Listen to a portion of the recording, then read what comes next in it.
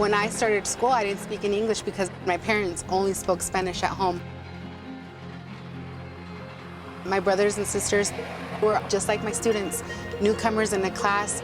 They didn't understand the language and didn't know the whole process. So it was all a learning experience.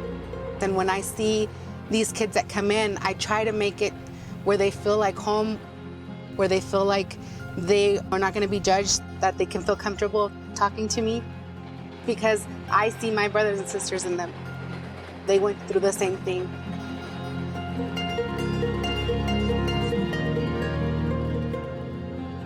When I was going to school, I had different issues, but I always remembered that my brothers and sisters would always talk about Mrs. Salazar, which was a teacher they had in Wichita.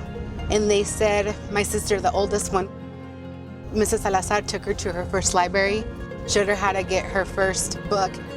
That teacher exposed them to so much more than what they would have been exposed to without a teacher being involved. Just stepping in and helping out where they, saw the need was there. So hopefully I can be that for some of my students. With the 2 packing plants that we have, there is a big migrant population, which a lot of parents, just because the necessity that they have in their country, they come to look for work. I had kids from Honduras, El Salvador, Guatemala, Vietnam, Mexico, Costa Rica, Puerto Rico, and Cuba, all in that class. For them, knowing that they have somebody, a teacher that they can speak to in their language that looks like them, makes it a lot easier for them to start school in a new country. And it's hard at times just because since it's a small community, some Latinos that do wrong things, they box in everybody else. But it's like every culture. We all have our bad, we all have our good. I think it takes a person that doesn't judge one person and all their culture. We've always tried to better ourselves and be the example to where people don't talk bad about us. I remember teachers telling me, you need to study because if you don't study and you don't do what you're supposed to, you're just going to end up at the packing plant like the rest of you. My dad is my hero. He worked hard for us to have what we had. And when I heard teachers saying that to me, it was like, so working there, it means that I didn't accomplish anything in life.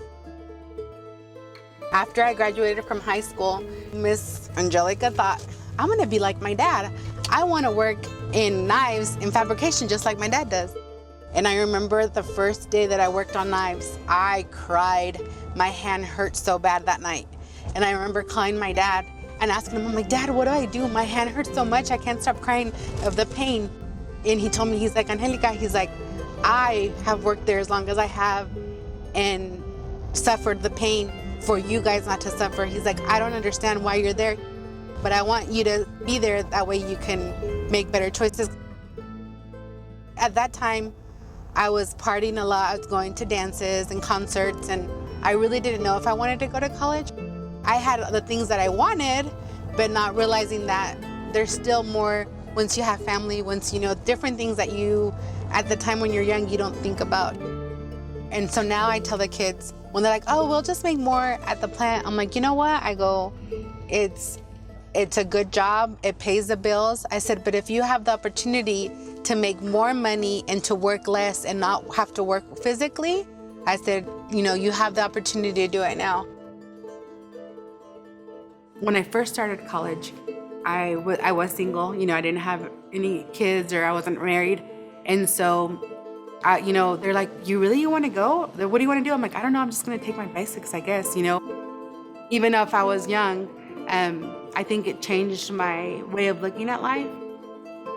I got married in March, and I found out I was pregnant in May. And so when I had my son in January, I knew that, my dad had played a big role and an example for us. So I had to play a big role and an example for my son, and I wanted him to be proud of me. And so that really was when I'm like, I gotta do this. I gotta make my son proud. That way he can also follow. Like my dad told me, I want you to be better than me. And so I'm going to tell my son, I want you to be better than me. And so that chain reaction, will benefit everybody. And I always tell my son, your mommy did it, so if I can do it, anybody can do it. I think having him really, really changed my life. Sometimes some people use it as an excuse, like, oh, I got pregnant and I got married.